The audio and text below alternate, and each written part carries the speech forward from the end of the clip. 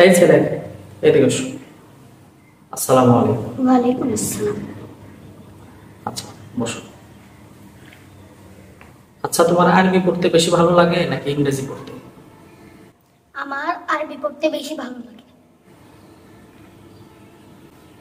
কেন তোমার আরবি পড়তে বেশি ভালো লাগে? এর কারণ হলো কুরআন আরবি ভাষায় রচিত। আরবি পড়লে তো কোনো চাকরি পাবে না, তখন তোমার খানার ব্যবস্থা কোথা থেকে হবে? হুজুর, যে বান্দা আরবি পড়ে সে আল্লাহর হয়ে যায়। আর বান্দা যখন আল্লাহর হয়ে যায় তখন আল্লাহ মানুষের অন্তরে এই কথা ঢেলে দেন যে তাকে দাও। অতএব মানুষরা তাকে দেয়, এরপর সে খেয়ে নেয়। বাবা, তোমার কথা ঠিক আছে, কিন্তু এমন লোকদেরকে তো মানুষ অবহেলিত এবং অপমানিত মনে করে। সেক্ষেত্রে তুমি কি বলবে? হুজুর, অপমান তো তখন হবে যখন সে নিজে চেয়ে নিবে, অথচ তাদের তো চাইতেই হয় না, বরঞ্চ লোকেরা তাদের দেওয়ার জন্য হাত জোর করে দাঁড়িয়ে থাকে।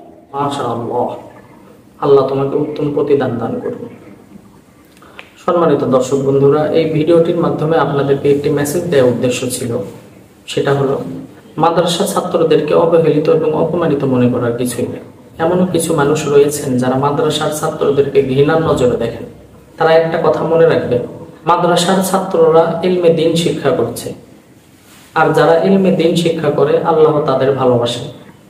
আর সুতরাং আল্লাহ যাদেরকে ভালোবাসেন তাদের কোনো কিছুর অভাব হয় না।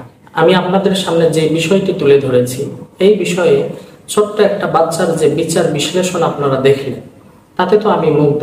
বাবা, তুমি উঠে আসো, এখানে আসো, বসো। আপনারা কি মুগ্ধ?